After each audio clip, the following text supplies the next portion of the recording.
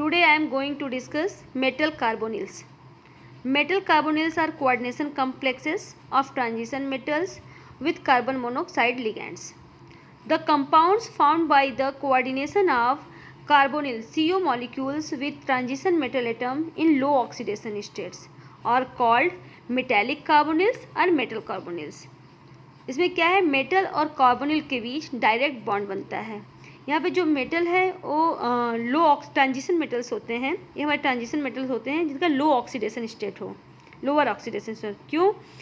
Higher electron density on the metal atom in its lower oxidation state than in its higher oxidation states.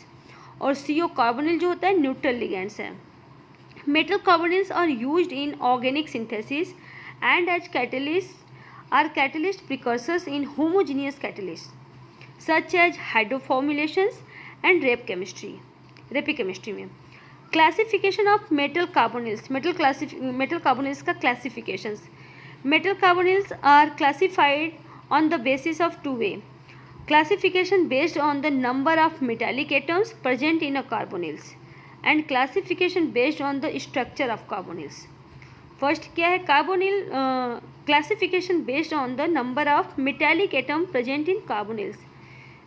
To types होगा, mononuclear carbonyls and polynuclear carbonyls. अब mononuclear carbonyls में क्या है, mononuclear carbonyls the molecules of this carbonyls contain only one metallic atoms. मतलब mononuclear carbonyls में जो molecule होगा वो उसमें केवल एक मेटल एटम्स होगा. For example NiCO4 and FeCO5 etcetera.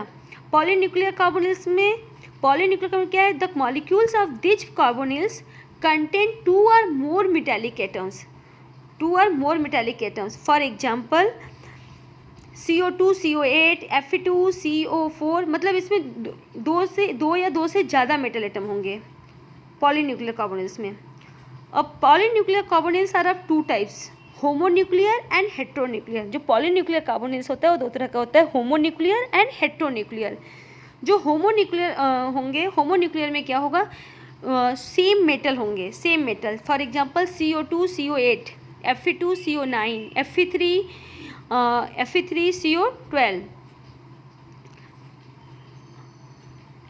CO12 होगा.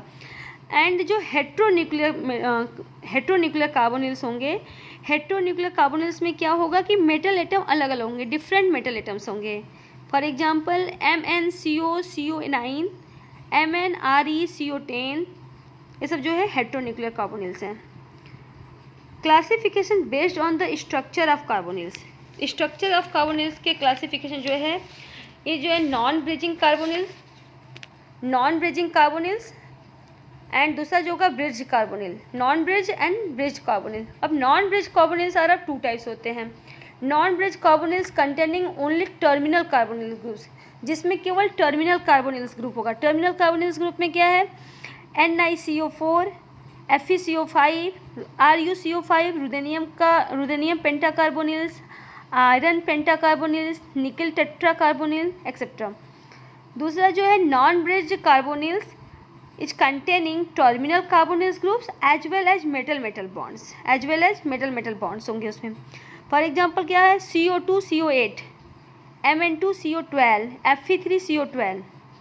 नाउ ब्रिज कार्बोनिल में क्या होता है, this contain bridging carbonyl groups along with terminal carbonyl groups and one metal bonds.